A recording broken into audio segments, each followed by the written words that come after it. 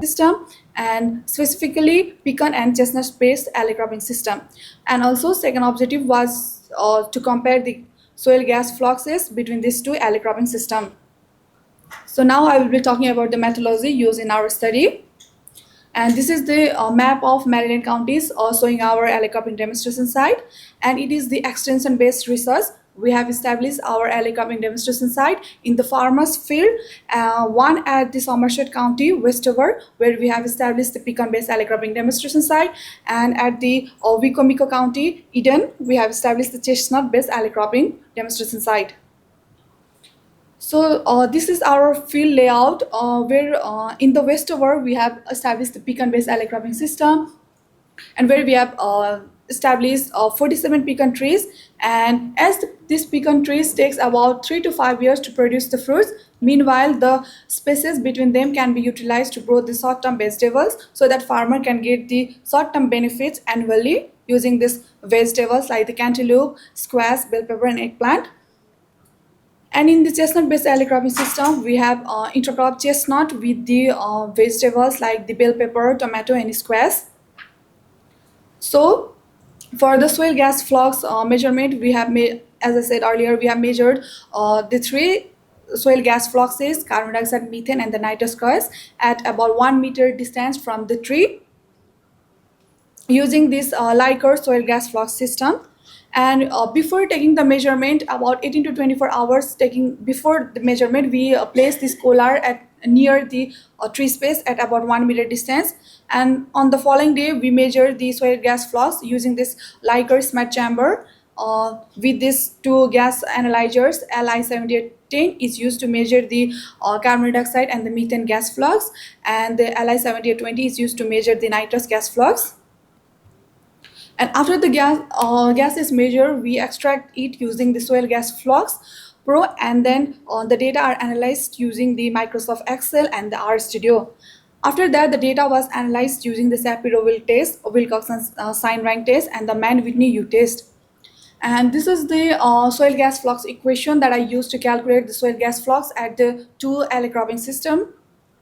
Now I will be talking about the result and discussion of our study.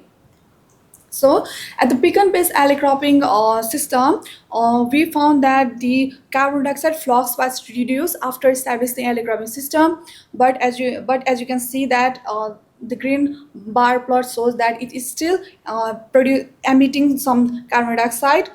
However, we found that the methane gas flux was reduced after the establishment of alley cropping system.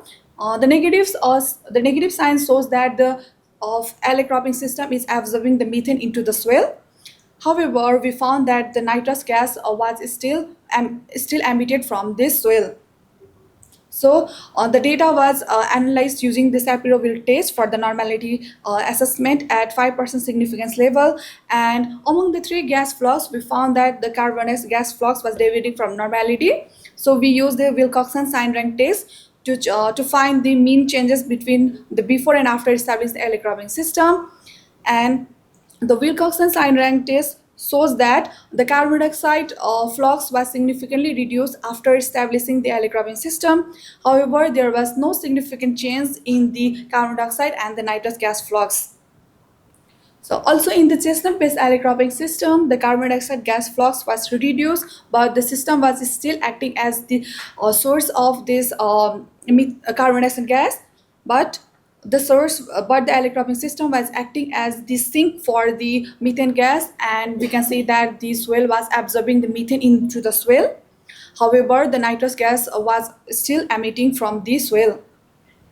And again, we measured we analyzed the gas flux using the Shapiro-Wilk test, and again the carbon dioxide gas flux was deviating from normality, so we had to use the Wilcoxon sign rank test.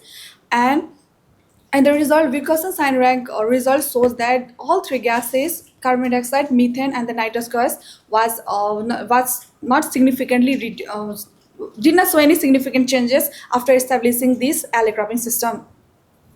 Also, we compared the gas flux between the two alley cropping system, and we found that we found that in comparison to pecan-based alley cropping system, chestnut was absorbing more methane into the soil. However, it was emitting more nitrous gas into the atmosphere. But likewise, it was also emitting more carbon dioxide into the atmosphere. The chestnut-based alley cropping system. Also, we checked the gas.